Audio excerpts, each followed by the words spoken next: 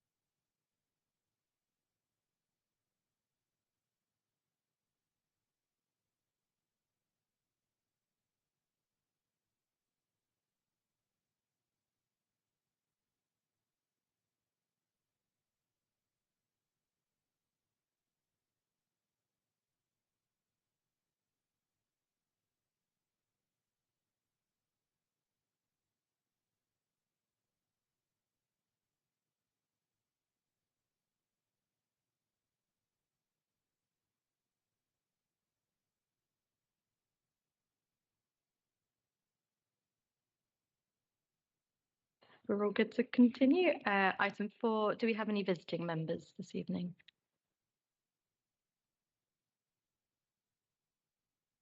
Okay.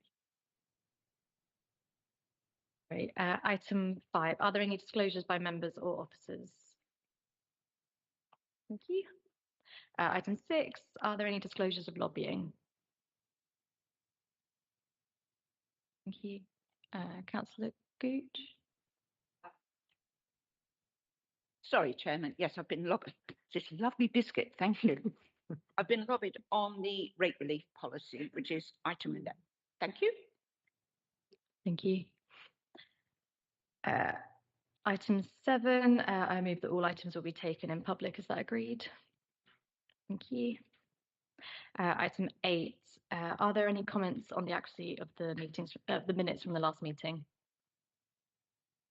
No, thank you. Item 9, are there any comments on the forward plan, or do the Cabinet members wish to make any comments? No, thank you. Okay, so we're good to move on to item 10, the half-yearly performance KPI update, to be introduced by Councillor Cox. Thank you. Thank you, Chair.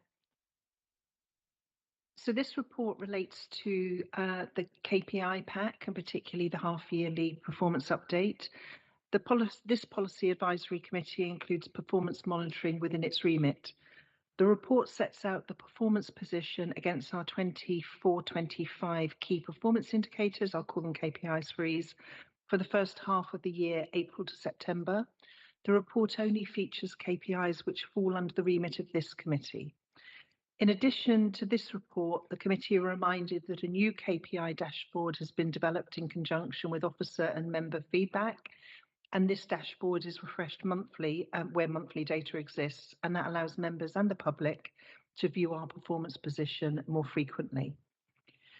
Contents of this report: of the 28 KPIs falling under this policy advisory committee, 10 had a half-yearly target assigned to them, and of those 10, 30% met their targets in the first half of the year, April to September. Of the 7 KPIs to miss their targets, 4 of them missed by more than a 10% margin and 3 by less than 10. And I had a look at that 10%, and mostly they are rounding errors. It's a tiny percentage. The waste collection service changed its contractor at the start of the year, as we know, with challenges encountered during the transition. And that affected some of the key performance indicators, such as missed bin collections, and also the percentage of freedom of information requests received, and we were able to respond to on time. Litter and detritus levels narrowly missed the target for the first 6 months. However, performance is high against an already very high target, and improvements to the team have been introduced with a greater focus on street sweeping. Lower payment rates of fixed penalty notices, FPNs, have worsened due to the many requests for payment extensions by those receiving the fines. And I had a look at the detail of those, and they mainly relate to fly tipping. So I guess there's probably an attitudinal issue before you even start to try and collect. The waste crime team are pursuing those unpaid FPNs through prosecution and currently working on 7 case files to submit to the courts. Recommendations. You're recommended to note the performance position as at the end of the first half of 2024/25, including any actions being taken or proposed to improve the positions, and if appropriate, to consider additional recommendations to further analyse or improve the performance, which the committee finds to be appropriate. If helpful, I can hand over to Carly for any more information or anything you'd like to add. Thank you, Chair. Is there anything you want to add at this stage? No. Any questions or comments, please? Councillor Gooch. Thank you, Chairman. Just a comment, really. I often find it's quite difficult at this stage in the year to judge whether this is good news or bad news, especially when we look at the waste collection, when we all understand and know the background to that. So I find it very difficult to find any practical, constructive comment to make, to be honest. But I think I needed to say that just because that's how I feel about it. But I would certainly thank the officers for the information provided. It's good stuff. And I note what the Cabinet member said. Thank you very much. And that's it, really. Thank you, Chairman. Any other comments? Okay. Yeah,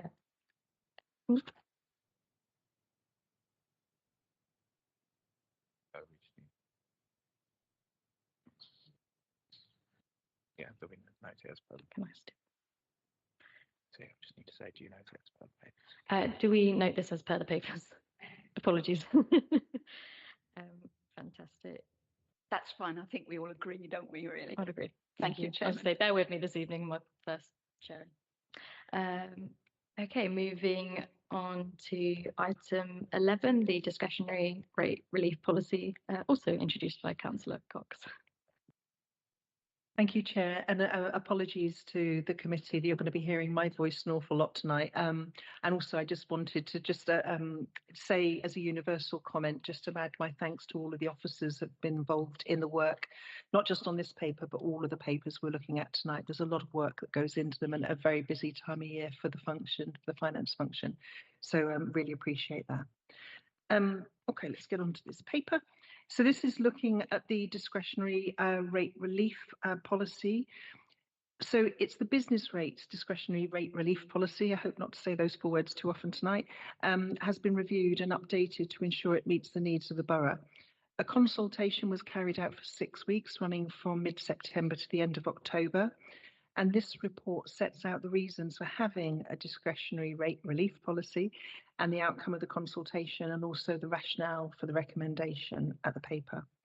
So in terms of contents of the report, first of all, it covers the scheme. And the first point to note that the requirement to have a scheme is set out in regulation legislation, and it requires us to grant discretionary relief to premises occupied by charities or to organisations that are non-profit making. When designing a policy, the council needs to consider whether the granting of the relief would be to the benefit of the local community. There also is a need to consider the interest of the council taxpayers when designing the policy, and in considering applications for that relief. So we give further details of that on page 33 and 34. I should mention as well, Zoe Kent, who's responsible for this policy, is also here for questions.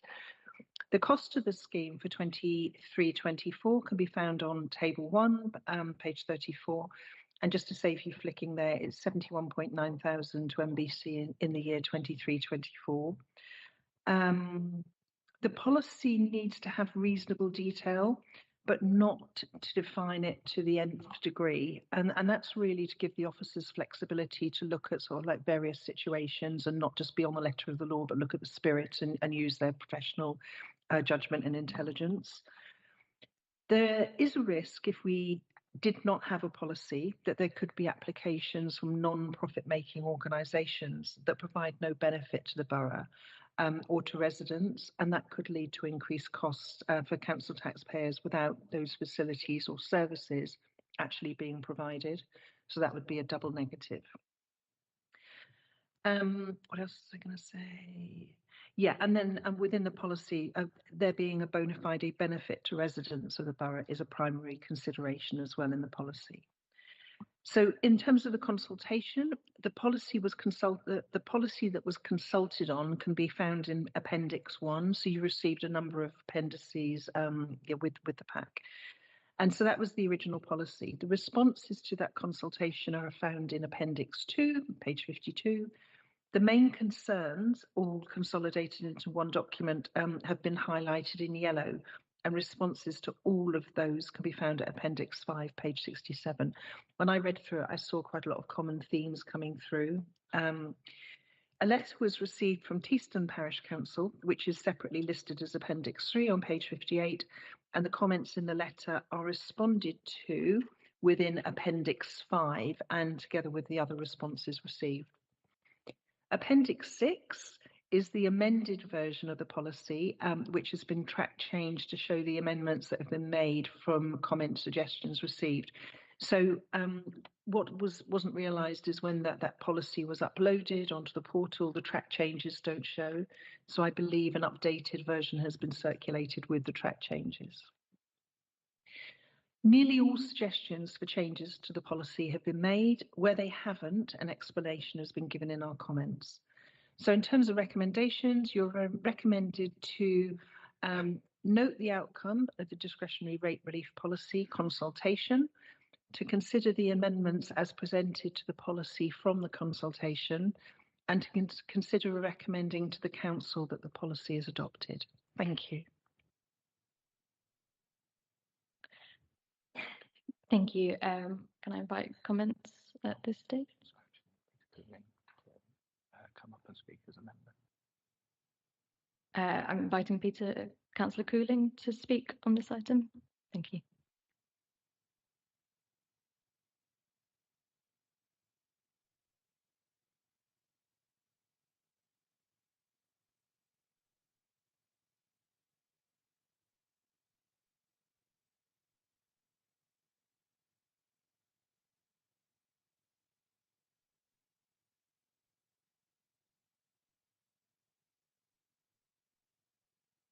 This one.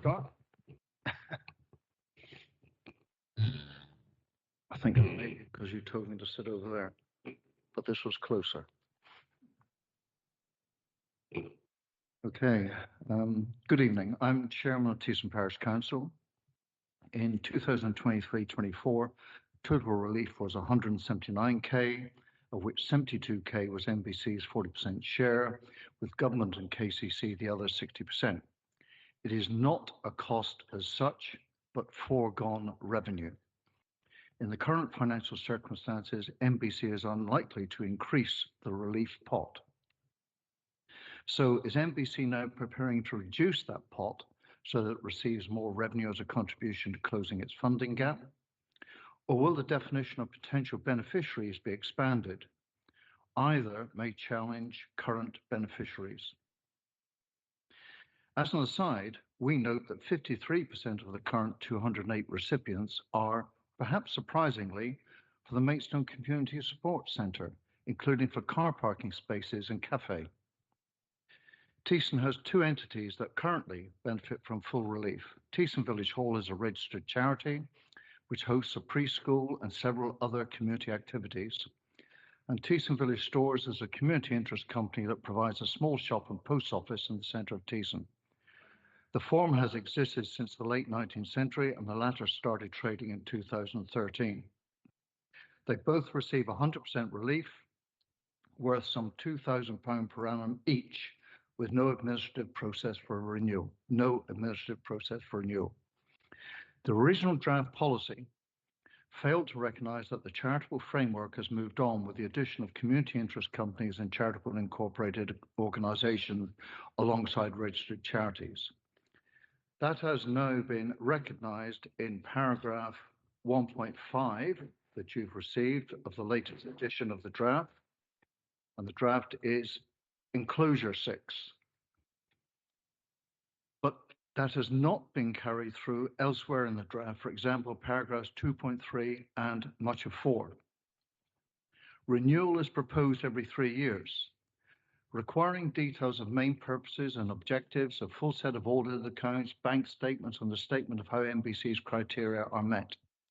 That adds yet more administrative burden on the relatively few volunteers who keep these entities in operation for community benefit. We request that you require officers to, 1, recognise the expanded charitable framework throughout the draft. 2, simplify the renewal procedure, particularly for the expanded charitable framework, perhaps just requiring assurance that they are still alive and functioning every year. And thirdly, amend, tighten, and tidy the current drafting of the policy document in enclosure 6.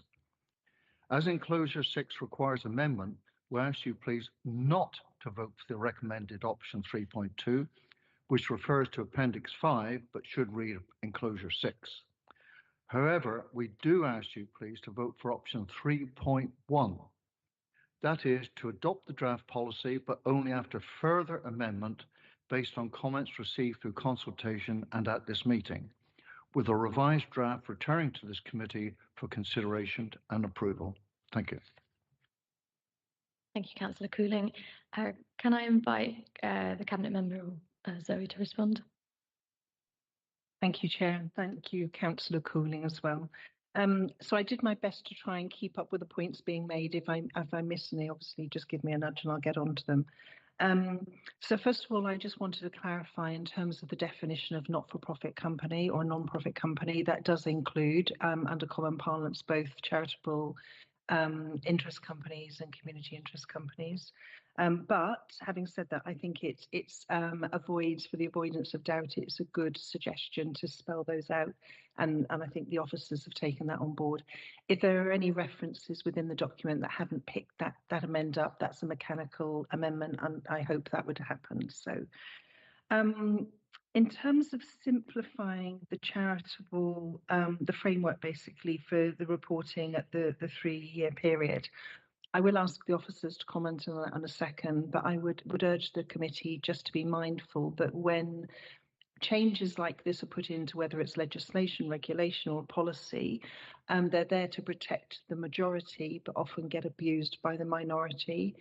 And I would hope, and I'd urge the officers to use discretion depending on the size of the organisation and the not-for-profit or the charity as to what level of documentation has to be given. In terms of the voting process, I'm aware that it's planned that this document, obviously with the approval of this committee, will go to Cabinet in December. I think, and I will refer to Mr. Green and also to Ms. Kent in a moment, that it's a key input to the 25-26 budgets. And obviously I would be keen to make sure we've got some clarity on these figures, at least, if not the drafting in time for that. Thank you. Thank you, Chair. So firstly, the purpose of reviewing the policy was to ensure that local charities, non-profit making organisations, however they're registered, are receiving support in discretionary rate relief, but also supporting the community I spoke to a previous officer of this council, or who's at another council now, who was saying they've got lots of golf clubs that get discretionary rate relief.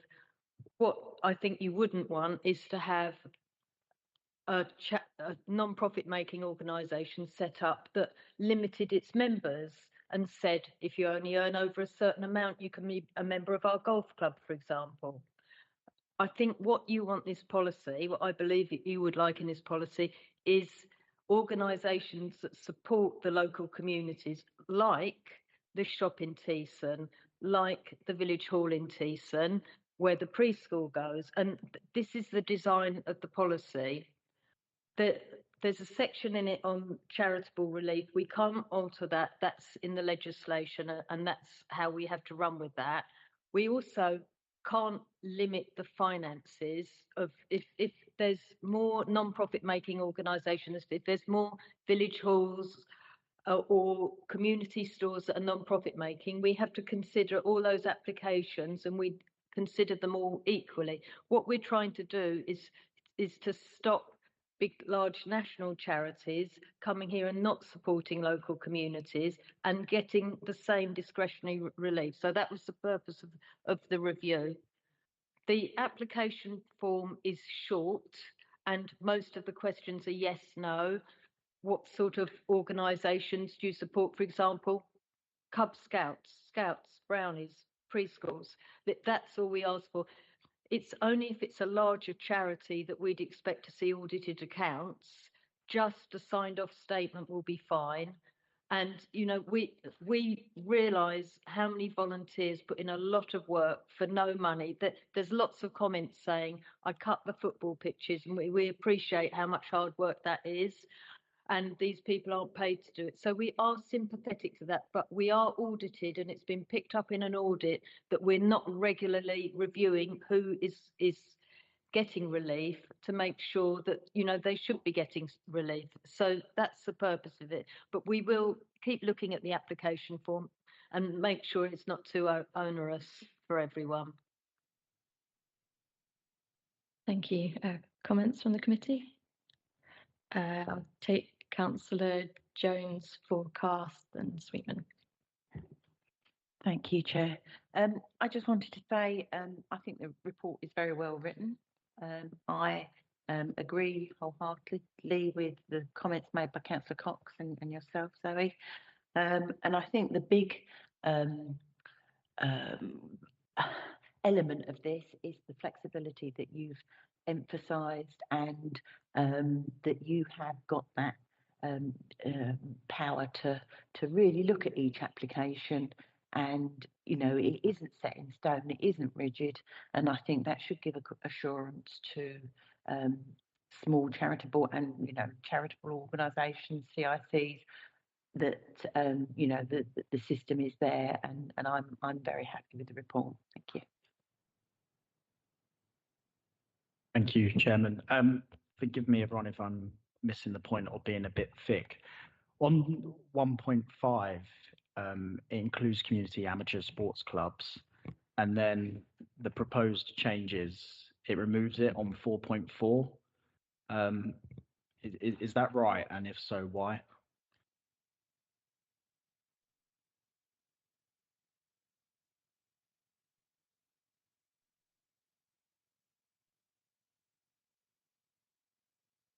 It removes the community amateur sports clubs, you're saying? And it was, I'll have a look at that because it won't have been removed intentionally. On 4.4, I've removed or accepted organisations because, in fact, 4.4 is about charities. It's not about community amateur sports clubs. 4.4 is charities, so that's why it won't be there, I think. But I'll check it.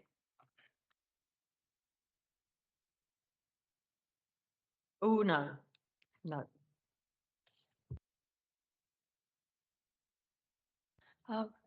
Good evening. I read the report and I can understand the whole necessity of it. And yes, it's a very well written report.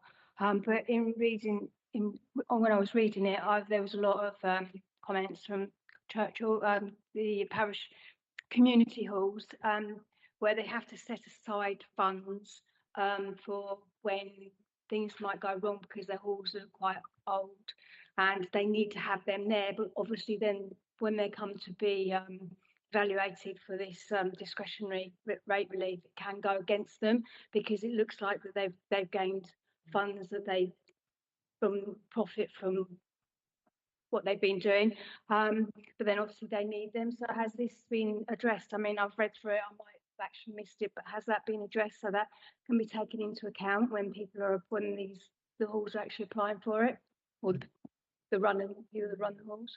Sorry. Thank you.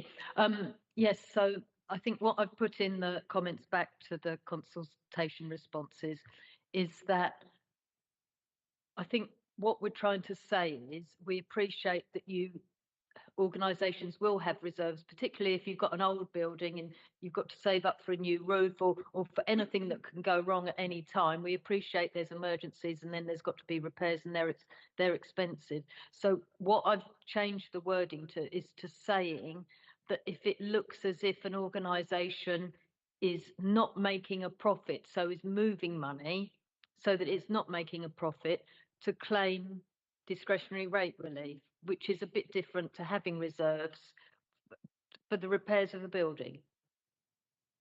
Thank you. Thank you, Councillor Gooch. Thank you, Chairman. I found, Ms. Kent, your comments very helpful. Thank you very much. And indeed, our Cabinet member, thank you very much. I found what you said was certainly reassured me on quite a few concerns that I had. Thank you very much for that. And I think the balancing act of making sure that everything marries up, that will be particularly important. So I wish you luck with that. But it really must be pinned down. Having said that, I was very encouraged to hear you say that officers will be given the freedom to use their intelligence, their feeling and knowledge of the job, because you're absolutely right. You cannot pin down every single eventuality. And I'm sure the officers, they know most of their organisations. So thank you so much for the effort that you've put into this. Can you just clarify for me so that I can get my head around it? Will you therefore be increasing the pot for next year in anticipation of there being more applicants? Will it be significant, or don't you know yet? Can you help me with that one? We have the amount of relief that we know, we can see from previous years what it is, but people's rateable values go up and down every year, and especially when there's a revaluation. So when we have a budget discussion, I can't ever say to Mark, oh, we're going to need an extra £50,000 or an extra £100,000. It's part of the business rates budget as a whole, and so it's just a reduction in that. So it's obviously a significant amount we collect, and it's just that will fall slightly, and it will work out within the whole of the business rates budget. So if I may, Chairman, so you are not necessarily expecting an increase in applicants per se. You more or less know what the current situation is. So I'm right in assuming that you will expect roughly the same in future. Have I understood correctly? Yes, we would expect it to be about the same, but we never know how many new charities there are. I've mentioned before, we used to not have food banks, so we now have food banks. The third sector, it changes all the time and is growing all the time. So we acknowledge that it may go up, and that's just something we have to deal with.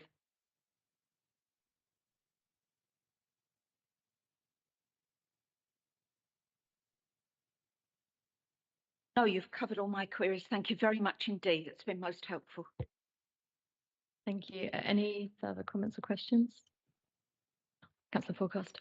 Sorry, I don't want to waste people's time. Unless the cabinet member has a particular reason, I would feel more comfortable if we moved a slight amendment and just included community amateur sports clubs on the list of 4.4.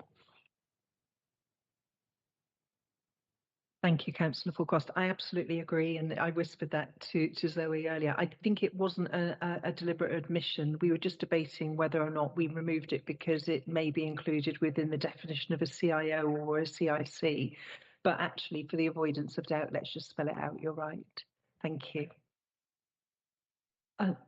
Chair, I've got a feeling I need to check that paragraph, that it is just about charities, and community amateur sports clubs are mentioned in another section, that it is, but I will go away and check that properly.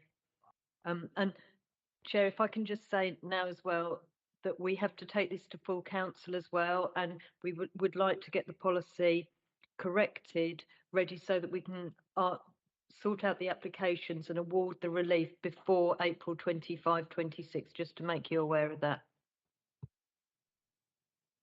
Thank you. I've got a quick question, if that's okay. It was just of the 45 responses received in the consultation, as Councillor Sweetman mentioned, there were lots from village halls and groups. Were there any organisations that you expected to hear from and didn't, or that you felt were underrepresented in the consultation?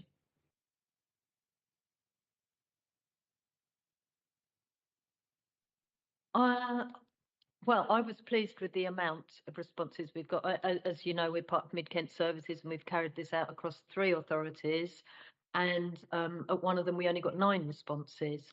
And so this was a really good response rate. I think it seemed as if the sports clubs were worried about losing the relief, and those organisations that run through parish councils. So apart from that, we didn't really receive any responses, which is a bit disappointing. We didn't hear from, for example, from Citizens Advice, Age UK. We didn't hear from anyone like that. But I suppose they're more national organisations, and they may have been more likely to realise it would continue. Thank you. Councillor Gooch. Sorry, Chairman, just one comment I wanted to make. What I did like to hear from you this evening was your responsibility to the ratepayers, to the taxpayers of this borough, because it's in all our interests that we give the best value, that we're not being taken for a ride, that people aren't taking advantage of us. And you mentioned audit, and it was very good to hear that circular thinking, if I can put it that way. So thank you very much for that. Thank you, Chairman. Councillor Sweetman. Yeah, I suppose you need to scrutinise things like this so you don't get people that manage to come in and take advantage, because there are people out there. And I was looking through there where you've got half the buildings not used and they can claim rate relief, but then you have to make sure that it isn't a business that's actually keeping half the building. There's quite a lot involved in it for you to actually make sure that the correct people are actually getting the discretionary relief. Sorry, I think it's this mic. It makes me nervous. Thank you. Any further comments before we move on? Councillor Conyard. Thank you, Chair.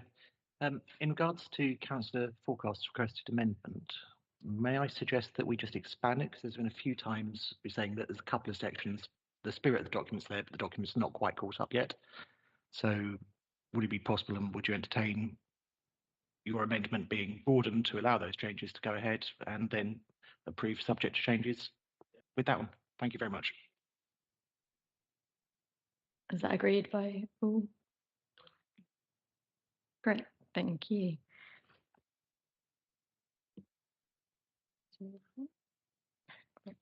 So moving on to item 12, the second quarter financial update and performance monitoring report.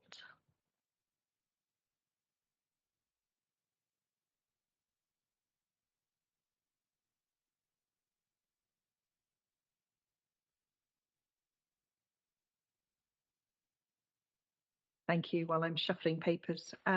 So this is the second quarter budget update for year 24-25, and the background being that the Policy Advisory Committee includes budget and performance monitoring within its remit.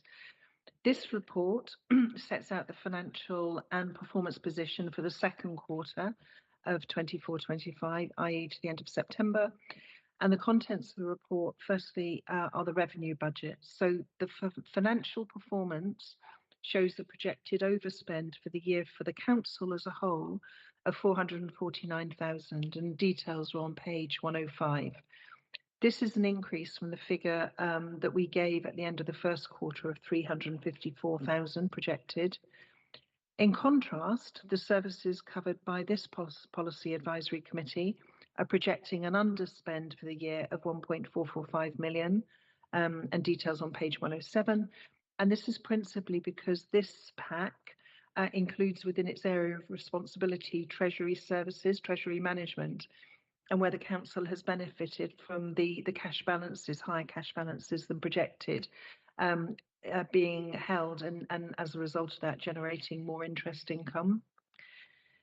There is also a saving of 500,000 arising from lower than projected inflation indices being applied to the waste collection contract costs. So the way that I think of that is they'd built in some inflationary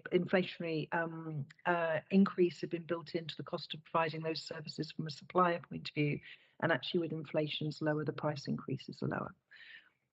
The projected overspends that offset this position and give rise to the overall overspend are detailed on pages 109 to 111, and the principal items are as follows. First of all, all of these, with the exception of the first one I will talk about, were also reported in the quarter one report. So the first one is the Maidstone House, 261,000. And this is due to the vacant units within the building. And now that the decarbonisation project has been put on hold, workers are starting on letting those units. And I think that specifically relates to floor 4. The second is MPH, so Maidstone Property Holdings residential properties at 431,000. This is a shortfall in rental income on Granada House in particular, which has been treated as a private sector rental, a private rented sector, and attributed to MPH. And secondly, a new acquisition for PRS, which contrary projections has not yet completed. So it's taking longer to complete than projected. Third is the Lock Meadow complex, 525,000. And that's mainly attributable to a shortfall in income from the vacant retail portfolio, vacant retail units within the complex, although they are both projected to be completed and occupied in the early in the new year.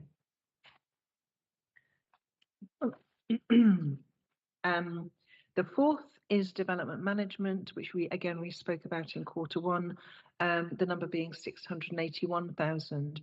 And the reason is exactly the same as before. The number of planning applications received is much less than was forecast.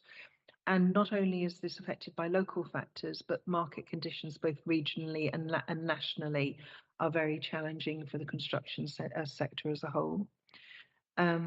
Just as an aside, it was interesting, I was reading about the pressure on companies to provide cladding in a very tight time frames, but effectively that diverts all of the resource into that sector because of the regulatory pressure. And the fifth and final one is temporary accommodation, also reported in quarter one. And this area continues to overspend in spite of additional money being put into the budget for this financial year we're in currently. So given the overall projected overspend, measures have been put in place in order to mitigate it as far as possible. And these are increased measures from those we reported in quarter one. So these are detailed on page 96, but in essence comprise a review by the corporate leadership team of any recruitment requests as and when they arise, even if they're in the budget. And secondly, instructions to heads of service to minimise any discretionary expenditure and focus only on critical areas. Moving on to capital budget, 75 million of the capital budget for the year is projected to slip into is projected to slip to 24-25, and that's on page 114. And in retrospect, the capital budget was over-optimistic, given the delays in particular in obtaining planning permission for the Maidstone East development. So in short, that money is being spent, but it's being spent more slowly than was projected. In terms of reserves, the covering report sets out the council's reserve position, page 99, from which it can be seen that a healthy but not excessive level of reserves continues to be maintained. And it's worth noting that in accordance with the decision of the council in February 24, 5 million is due to be transferred into the Housing Investment Fund this year in order to support the council's social and affordable housing programme. I believe the threshold for that mark is 250 houses, isn't it? For the housing? 200, thank you. Treasury management, I promised I'm almost there. The report also covers treasury management, where, as already stated, it can be seen that the council benefited from healthy cash balances, 38 million as at the end of the period in question. Outstanding rent write-offs. So we have one case, which you'll see on Appendix 2, page 124, contains details of a debt that is recommended to be written off. I quizzed the officers very hard on this, knowing a little bit or two about how to recover sort of commercial debts. And actually all my questioning came to the same answer, that it's we've tried everything and it's not going anywhere. So the company concerned has no resources and it's likely to be wound up. So the officers have reviewed rent monitoring and collection processes, and it's hoped that this level of arrears will not be allowed to accumulate in the future. Recommendations. You are recommended to note the contents of the report and to recommend that Cabinet approve the debt write-off. Thank you. Thank you, Councillor Cox. Comments or questions from the committee? Councillor Forecast. Sorry, it's semi-unrelated, to be honest. Regarding Lock Meadow, are you able to give any further information on who the tenants are, when they might be expected? Yeah, because the leases haven't been completed, I won't go into detail, but we're very close to signing leases on both the two main vacant units, with the expectation that they'll be occupied early in 2025, and so we've, unfortunately for this year, as the report says, received no rent on those, but we're hopeful that for the next financial year the position will have recovered. I'm sorry? No, I don't recall the period, but they are, it's at least 5 years, so we are locking in the tenants for the long term. Councillor Jones, then, is it Councillor Gooch or not? Oh, sorry. Oh, just a quick one on the recovery and the amount that we've got to write off. Are there new practices and processes in place to ensure that this doesn't happen in future, or mitigates against as far as possible? Yeah, thank you, Councillor Jones. Yeah, this was unfortunate because this was a tenant in our business terrace, and as Councillor Cox says, we have taken the opportunity to look at our practices with letting space there. I mean, it's easy to be wise with hindsight, but really, I mean, we do need to check out all tenants that we take on, and if we take somebody on, we need to keep on top of them, and if they're not up to date with their rent, take action promptly, and regrettably, that didn't happen in this case, but I hope that in future we won't have to request your approval for further bad debt write-offs like this.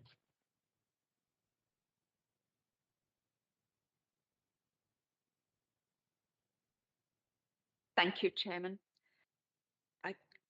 It does worry me a bit. I was looking at paragraph 3.3 about trying to keep the overspend rather under control. And I know that you're doing exactly the right thing. It's as any local authority should do, which is to watch your recruitment. Do you really need to fill that post? But by the same token, I do get concerned about the staff who are under an awful lot of pressure. We're expecting more and more and more from our staff, but now we're saying, can you manage, because we can't get you any help, dear. And that just does concern me a bit. I don't know what you can do about that, but can you just reassure me a bit, please? And you're absolutely right. You know, it's one of the questions I ask all the time, and Mark is very helpful on. It's important that we have the right sort of staff base of the right skill set to service the need, whether that's statutory or discretionary. And also recognising that there's a lag time in between when you discover you have the need for a particular sort of role and actually finding somebody and getting them up to speed. So as much as possible, these efficiencies are being made from vacancies that exist but haven't been filled, but the teams are actually managing as they are.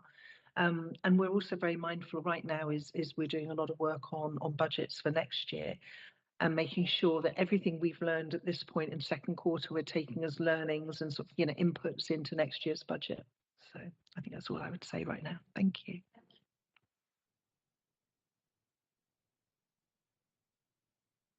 Any other comments from committee? Okay, so there's one matter for decision in this report. The committee is asked to recommend the approval of the write-off of the uncollectible property rent listed in Appendix 2. Is that agreed? Thank you. And are we happy to note the report at this stage? Is that agreed? Thank you. That moves us on to item 13, fees and charges. Also back to Councillor Cox once you've got your papers in order. I was going to say it's my lucky night, isn't it? You can tell, so might even earn a glass of wine when I get home. Okay, well, thank you, Jen. So I just wanted to start a little bit with just about that when you look at your pack of reports, there's a policy document in there. And I think some of the principles of the policy document, when I was interrogating Mark and his team over the last couple of weeks of this, it's important to take them in the context of the policy document. So there's just a few bits I wanted to pull out. So, and again, this is both in principle and spirit to be followed. So first of all, our charges have to be fair, transparent and understandable. And that also means how they translate into administrative practice. And we've got a couple of practical examples of that. That they're applied to discretionary services only and not to statutory, because those are set by government. So there's obviously only a handful of services that we can apply fees and charges to. The principle that service users make a direct contribution to the cost of the service that we're providing. So if you're going to use it, you have to pay for it, right? So which I think is important. We all expect that in life. Also overarching that the cost to the council of providing the service is as far as possible also covered. That we support improvement of services and also the council's strategic plan. So, there's a forward-looking element to this as well. And subsidies or concessions must be targeted towards delivery of services. So these were principles when I was reading the fees and charges I thought were actually really important to remember as a backdrop. Okay, let's go through the detail. You've got the update in terms of numbers. Hopefully any numbers I talk about won't be materially affected by what I'll say to you now. So each year, the officers review the fees and charges set by the council, and this report sets out those proposed fees and charges for services within the committee's remit at Appendix A, and you are asked to recommend these to the Cabinet. The fees and charges for services covered by other packs are set out for noting in Appendices C and D, and we've also taken the opportunity with this report to present the results of the annual residents' budget survey. And this is set out in Appendix C with a comparison to last year's results in Appendix F. So details, the approach taken by the officers when determining fees and charges is determined by that policy, which I just sort of let precede, hopefully helpfully. It is important to stress the contribution made by fees and charges to the overall council budgets, and the table set out on pages 131 to 133 show that those fees and charges contribute over 11 million to the council's overall annual budget of around 50 million. So it's a significant number.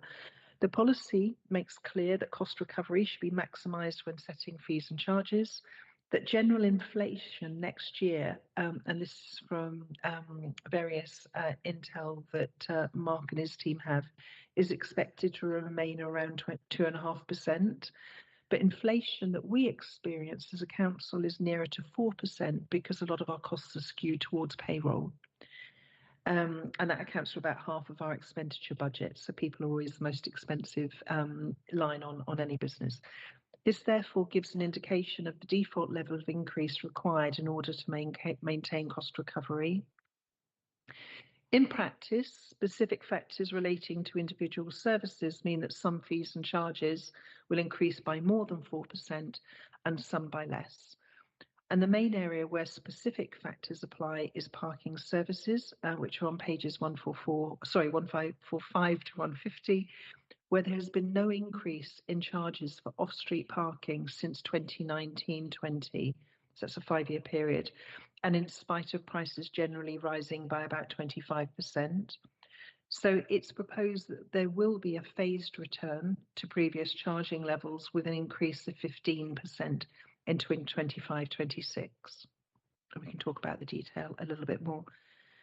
You're recommended to note the contents of the report and recommend the fees and charges applicable to this committee as set out in Appendix 1. Thank you. Okay, comments from the committee? Councillor Gooch. Thank you, Chairman.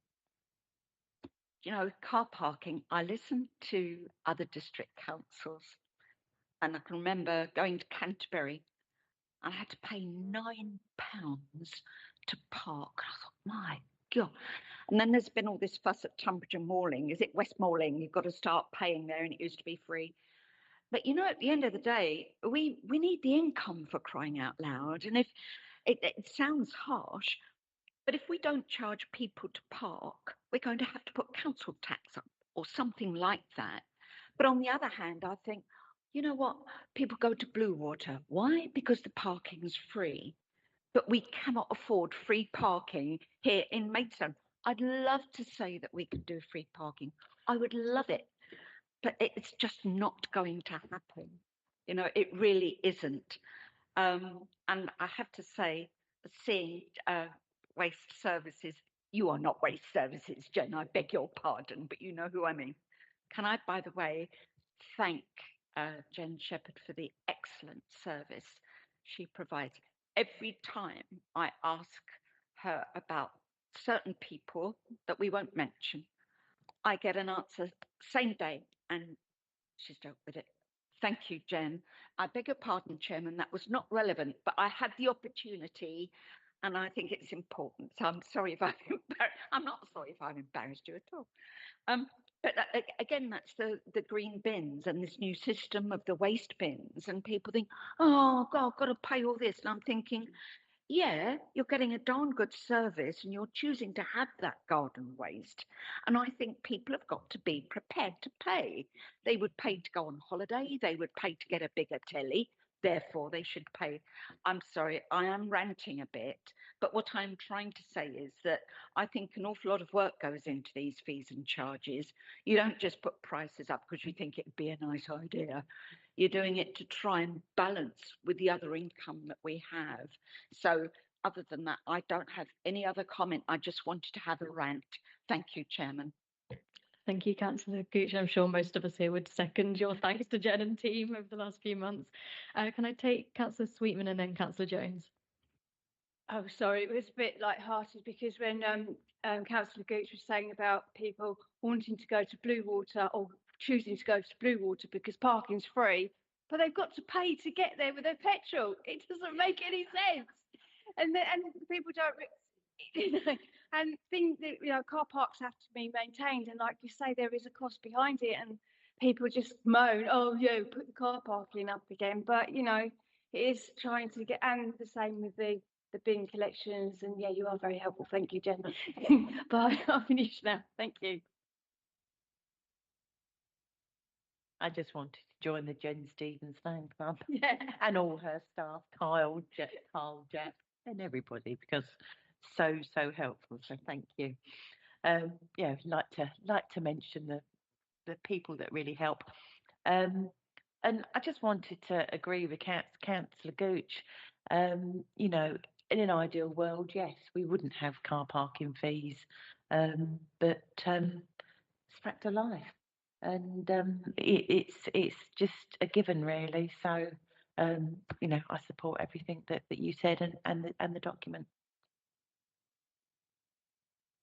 Thank you. Councillor Jenkins-Baldock.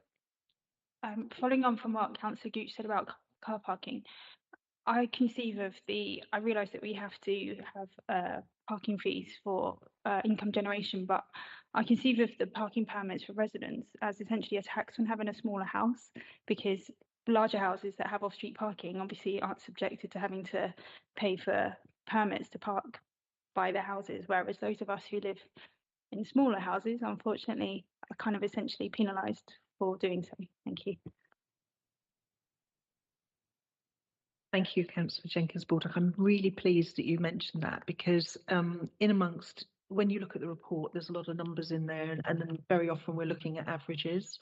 But one of the changes we were really keen to make was to give a concession to off-peak car park season tickets, and that primarily affects, you know, people in the town centre.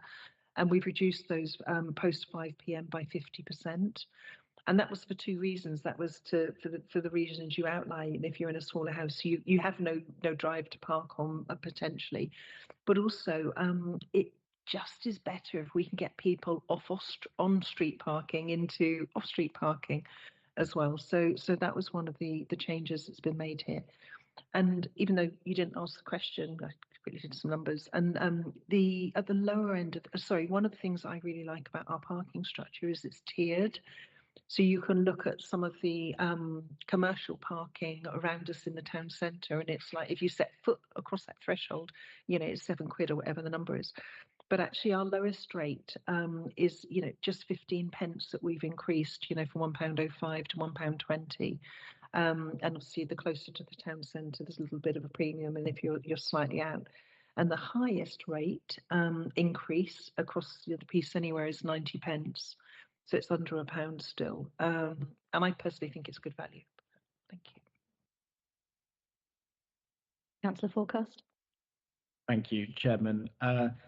It's not often that Councillor Gooch and I disagree, but I am uneasy with the car parking increases. I do fear it will be detrimental to getting people into the town centre, and I don't envy how difficult it will be for you now in administration having to consider that. But I can't support this on that for now, and I hope you'll just consider the impact that this will have on visitors into the town. Yeah, thank you. It's a really good observation, and yes, we talked about it a lot, and particularly that issue. You know, we want to have a thriving town centre both during the day and also at night. The nighttime economy is really important to our overall position. But the one thing we couldn't get away from is the prices have not increased for 5 years. We've held them for 5 years, and we have had inflationary pressures. And at some point, it's right to recognise that, you know, for the sake basically of all of our residents, whether they park or not. So that was the rationale. You know, like I said, I don't envy you, but you know, perhaps smaller things that the increases per car park hourly are quite similar, right? It's 15% across the boards, but I don't know, perhaps if longer stays could have had bigger jumps, and then if you're popping into town for an hour, that have a freeze. So like I said, I don't envy you, but as it stands, I feel very uncomfortable supporting the increase. Councillor Sweetman. Sorry, I was just thinking, because we've actually got quite a lot of privately run car parks, haven't we? Like Fremley Walk, and I mean they are very expensive, and I suppose in comparison to the private car parks, I suppose our parking fees are a lot more. Yeah, reasonable. Thank you. You saw me get stuck there, didn't you? Thank you.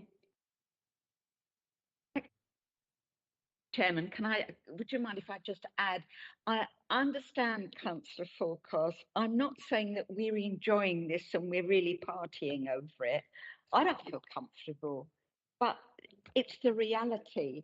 And when you think about it, I wish we could do more to help our retailers who are now having to pay more on national insurance contributions or whatever it is, and have it's the lower wage increase and all that kind of thing. Retailers and businesses are really going through it at the moment, and I wish that we could help them more.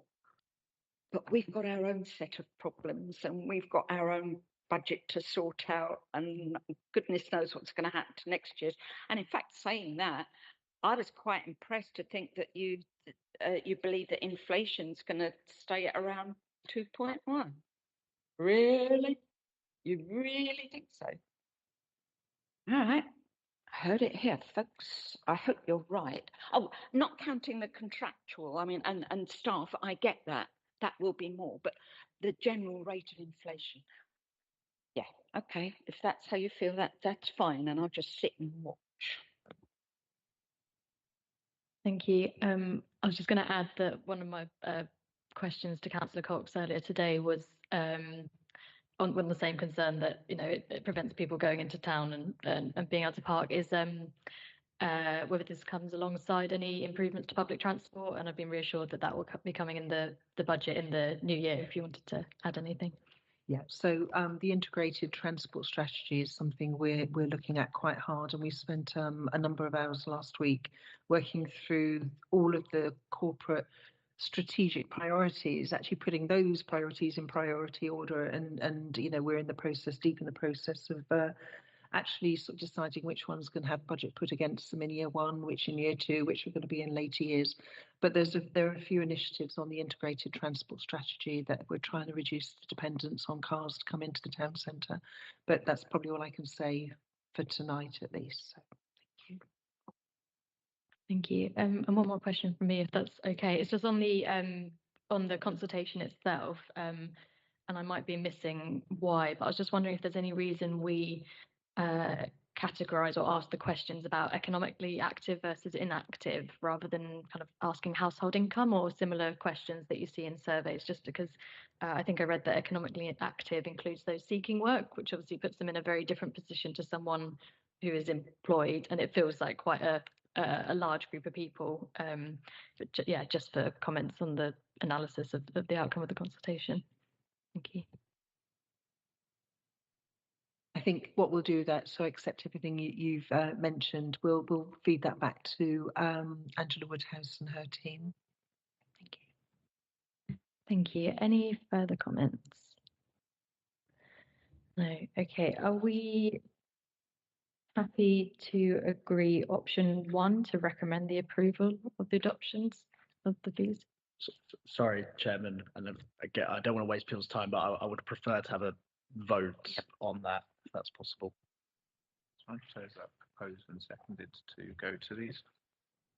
And I've propose it and then get a second. So do we have a seconder for Councillor Forecast? Oh, no, sorry. For the recommendations.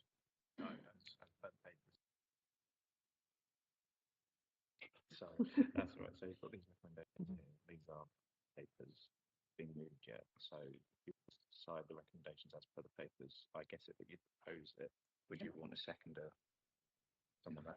Yeah, that's fine. Yeah, thank you. You got that. Okay, and then we'll just go to a vote. Okay. We can now move to a vote. So those in favour of the recommendations? And those against? So passed. Thank you. So I believe that takes us to the close of the meeting. So I now declare this meeting closed. Thank you so much, everyone. Thank you for bearing with me.